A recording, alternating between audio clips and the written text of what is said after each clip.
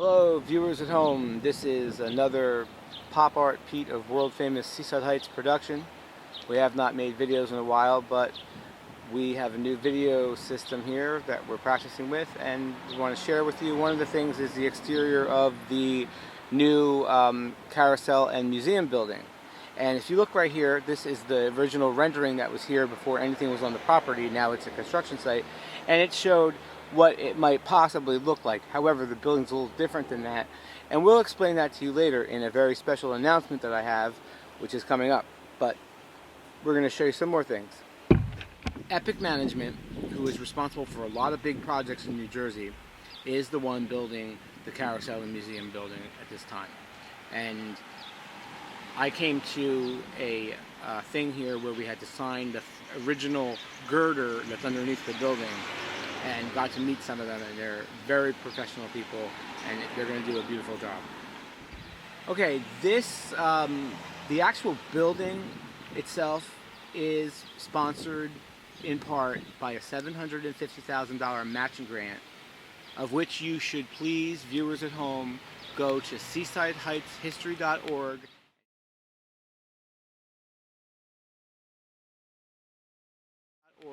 and donate to the project, because we need to match that $750,000. So please do that. But anyway, we got a matching grant from them for that amount that I said, and also we got a matching grant from the New Jersey Historic Trust to actually restore the Carousel. And here is the thing from Green Acres and Phil Murphy, our governor, and of course this has a thanking the mayor of Seaside Heights and the Historical Society, Lanudo Architecture, who designed it. And it's the future home of the Dr. Floyd Moreland Dentzel Looff Carousel, hand-carved in 1910. The Carousel is being refurbished, and it's going to be refurbished by Carousel and Carvings, which the man who owns the place, name is Todd Goings. He's the one who dismantled the Carousel from Casino Pier, and it's in storage in Seaside Heights somewhere.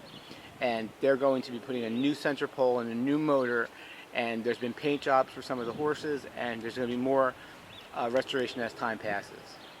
This is the back of what is going to be the museum, and the bathrooms and the party room and the outside exterior back entrance on the other side. I know the plans because I saw them before they were, before this was a reality. I knew what it was going to look like. But anyhow, this is the back of it, and the area you see behind it is going to be some of our parking here at the Seaside Heights Historical Society Museum.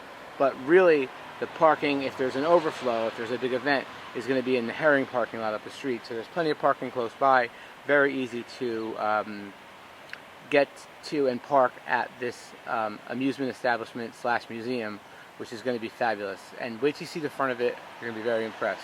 And then wait till you hear about my big upcoming news that I want to explain to you, but I can't tell you just now. It's on the low key and hush hush later in the video.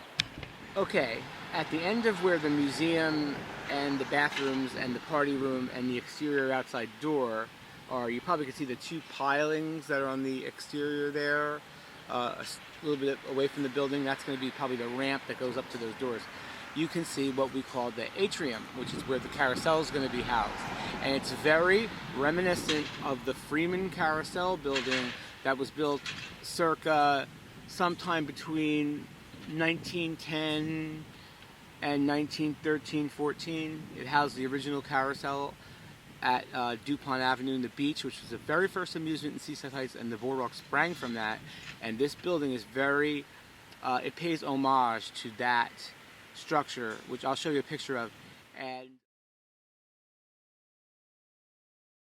and also you'll see better when you're up front. And yes, folks, I was right. Just like I said, there's a door there that's probably going to be a utility door, and maybe where people would bring their cakes up and stuff for children's birthday parties, because there's likely going to be such a feature. And the party room, which I call it, is right located within a few feet of that door. So it's not the main entrance of the place. The main entrance is up front and fabulous, you will see. Okay, now we are at the atrium where you approach the ramp going up to Carteret Avenue on the Carteret Avenue side, because this is the address of 1400 Boardwalk or 1400 Ocean Terrace. Take your pick, because the Historical Society owns both sides. Or actually, it's owned by the borough in trust to the Historical Society. But when you walk up the Carteret ramp side, where the atrium is, you can see that there's glass that you can see in, and you'll be able to see the carousel eventually as you walk up on the boardwalk. There's no, if you look, just pan the camera a little bit, there's no glass there, but likely because there's something on the other side that can't have glass. But we wanted to have glass, and we do, and there's lots of windows, so you'll eventually be able to see the lights of the carousel when it is running. And of course there's lights up top too.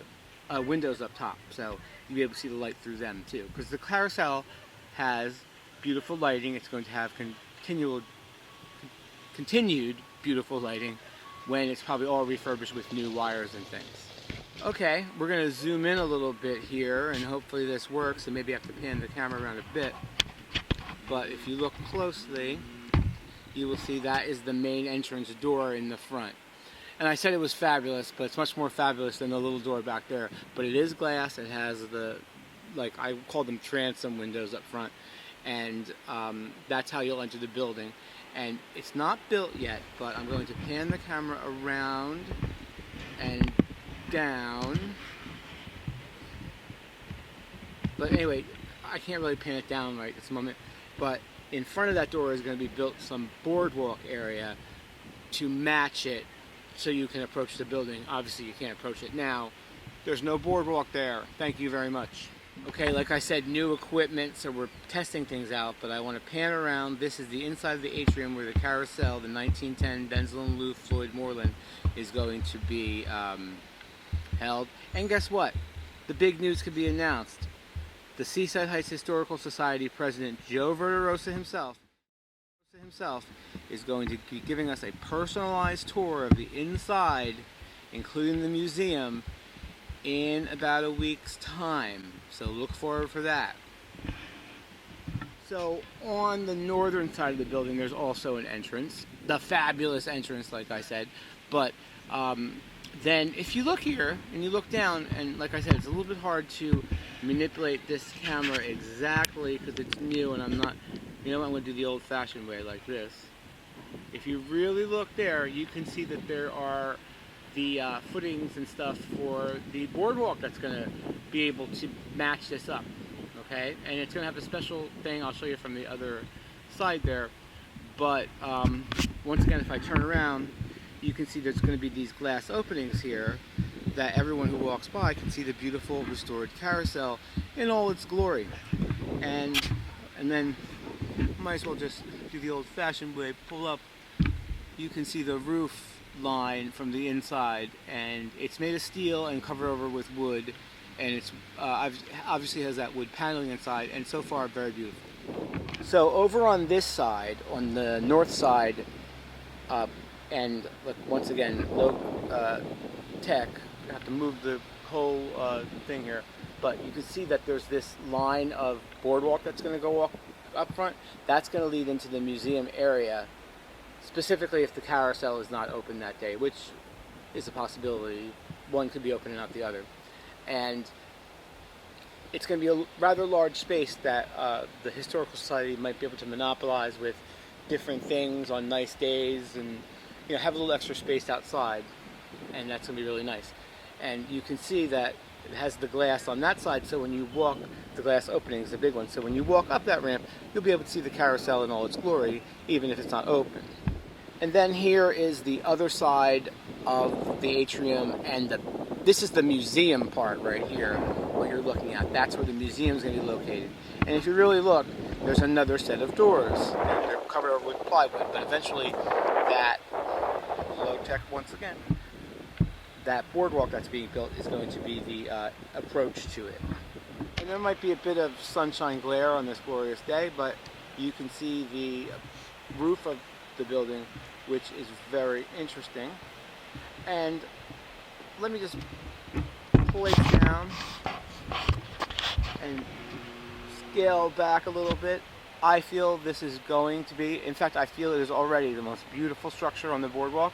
It is already revitalizing the north end of town when it is finished and the museum is open and the carousel is open, likely 2022 from what I hear, because carousels, there's only so many people, and Going's company, Carousel and Carvings, has other projects, so they won't be done with the carousel until then, and then the museum is going to take some time to open. So the building might be done this summer, but don't expect to be able to go in it until probably the next year. We'll confirm that up when we talk to President Verderosa in an upcoming feature very soon.